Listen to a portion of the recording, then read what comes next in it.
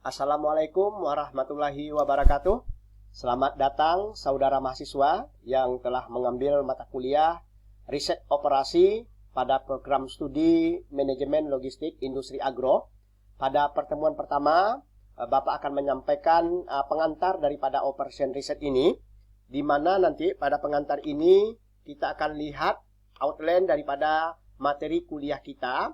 Yang pertama itu adalah kita akan mengkaji sejarah daripada riset operasi, kemudian apa itu riset operasi, tujuan dalam permasalahan yang ada dalam riset operasi, kemudian manfaat daripada riset operasi itu saudara pelajari, dan karakteristik riset operasi, kemudian ruang lingkup daripada riset operasi, aplikasinya di bidang apa saja, tahapan apa yang harus saudara lakukan, serta apa saja teknik-teknik yang akan digunakan dalam menggunakan riset operasi. Pertama, kita akan lihat sejarah daripada riset operasi.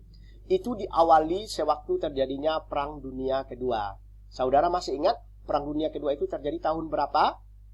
Yaitu adalah 1942 sampai dengan 1945.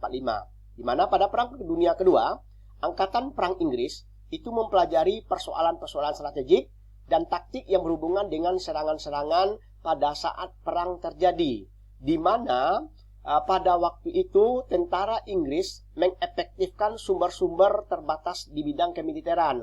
Artinya pada saat perang itu terjadi, perlu adanya strategik dan taktik dalam rangka menyerang musuh pada saat terjadi proses pertempuran pada lokasi sebagai tempat daripada untuk memenangkan perang tersebut. Maka di sini tentara Inggris bagaimana mempelajari strateginya dengan memperhatikan efektivitas sumber daya yang terbatas sehingga dia melakukan penelitian operasional masalah kemiliteran.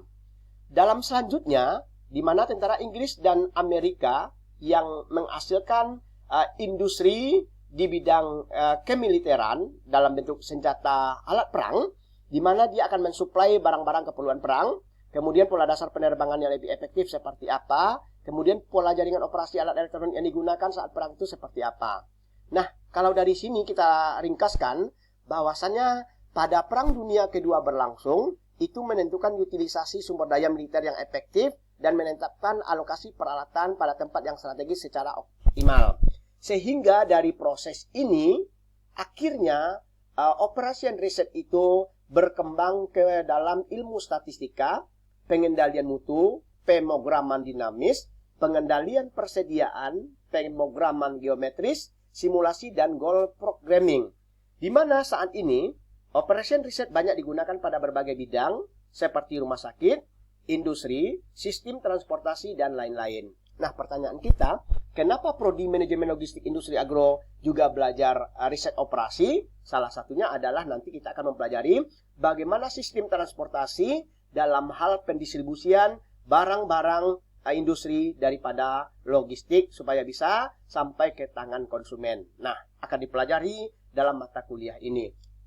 Ya, dari sejarah ini itu kita lihat pada Perang Dunia Kedua tadi, maka menyebabkan alokasi sumber daya yang terbatas yang dimiliki oleh angkatan bersenjata Amerika Serikat dan Inggris yang menjadi masalah. Karena kita ketahui Amerika Serikat dan Inggris itu adalah tentara sekutu. Salah satunya juga ada menjadi daerah-daerah di Asia sebagai tempat daerah jajahannya. Maka beberapa teknik yang dikembangkan adalah memasukkan ilmu politik itu, matematika, ekonomi, teori probabilistik dan statistik ke dalam strategi yang mereka gunakan. Dari ini, OR berangkat dari aplikasi yang kemudian diteorikan, di mana didefinisikan riset operasi itu dari sejarahnya adalah seni memenangkan perang tanpa harus berperang, seperti yang disampaikan oleh Whitehouse pada tahun 1976. Dari sejarah tadi, maka dapat kita definisikan apa itu riset operasi. Riset operasi atau Operation Riset adalah cabang multidisiplin dari matematika terapan yang menggunakan antara lain permodelan matematika, statistika, dan algoritma untuk memperoleh hasil yang optimal dari sebuah permasalahan nyata. Hasil yang optimal dapat berarti memaksimalkan keuntungan atau meminimalkan kerugian secara tersendiri atau bersamaan. Ya, jadi Anda belajar riset operasi ini adalah ilmunya multidisiplin. Dari berbagai disiplin ilmu bisa masuk ke dalam teori ini dengan memadukan model matematika, statistika, dan algoritma untuk memperoleh hasil yang optimal. Apa itu yang disebut dengan hasil yang optimal? Nanti ada prosesnya yang kita kenal dengan optimalisasi. Definisi berikutnya adalah riset operasi berhubungan dengan keputusan ilmiah tentang bagaimana mengoptimalkan rancangan dan operasi mesin maupun SDM yang biasanya terjadi pada keadaan di mana sumber daya dan alokasinya sangat terbatas. Ya, ini menurut Operation Research Society of America. Jadi kita ketahui bahwasanya sumber daya hari ini itu ada 3 ya. Sumber daya manusia, sumber daya alam, dan sumber daya buatan. Sekali lagi, riset operasi berhubungan dengan prinsip optimisasi, yaitu bagaimana cara menggunakan sumber daya, mengenai waktu, tenaga, biaya untuk mengoptimalkan hasil yang diperoleh.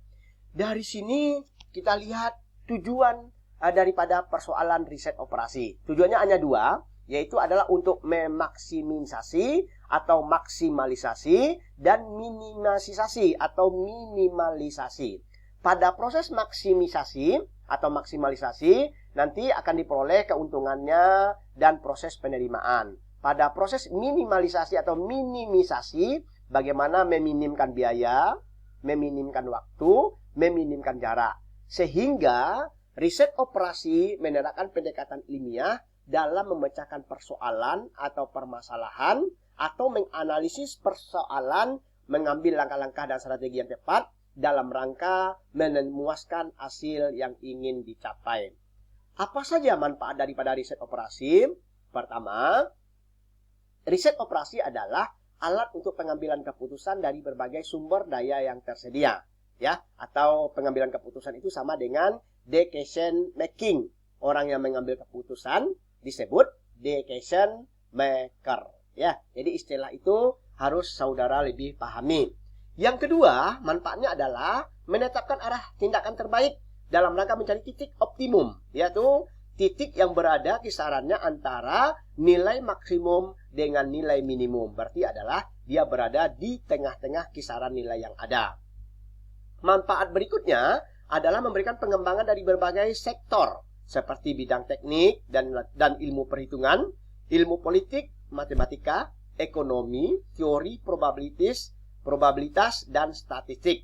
Memberikan kemudahan dalam pengambilan keputusan, kegiatan kerja dalam bidang industri, bisnis, dan manajemen. Nah, itu beberapa manfaat daripada riset operasi. Sekarang kita masuk, apa karakteristik daripada riset operasi? Pertama, dia adalah operation research is an interdisciplinary team approach. Bahwasannya, operation research itu adalah dia multidisiplin dengan menggunakan beberapa pendekatan.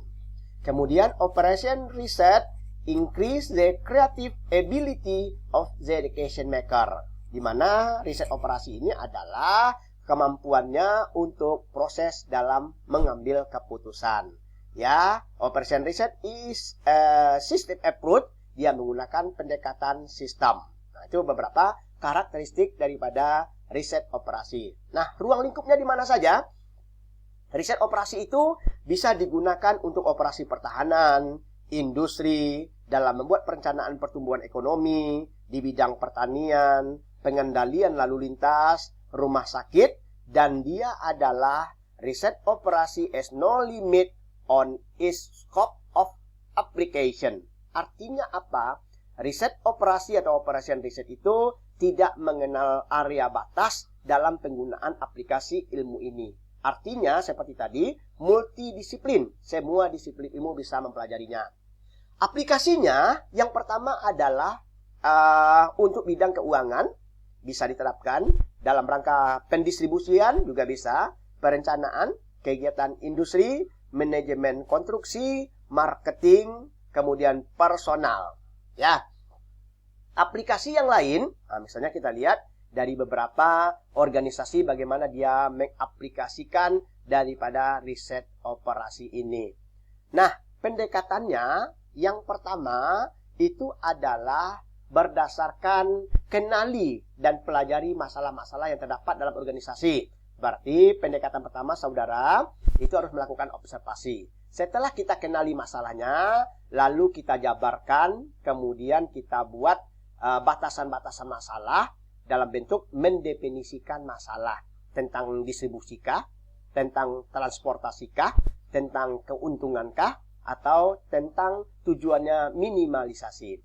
Setelah kita definisikan, kita buat konstruksi modelnya. Kita sajikan nanti dalam bentuk grafik, membuat model sign manajemennya yang merupakan kumpulan metode matematika dengan menggunakan angka-angka dan simbol-simbol.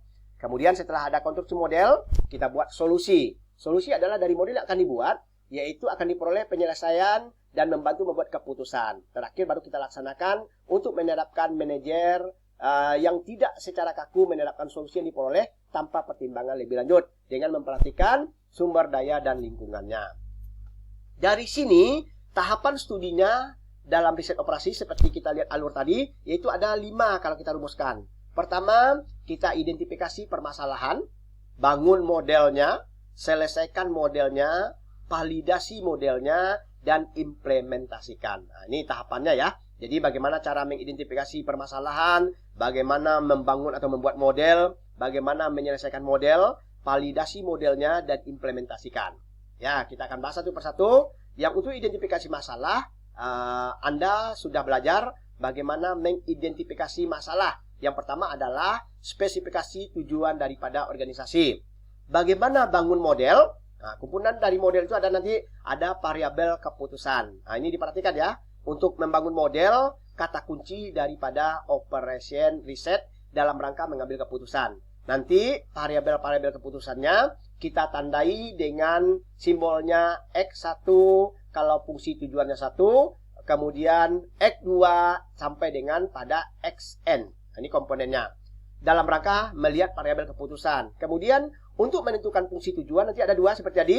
Ada minimum cost, adalah maksimum profit yang dinyatakan dalam fungsi matematika dari variabel keputusan.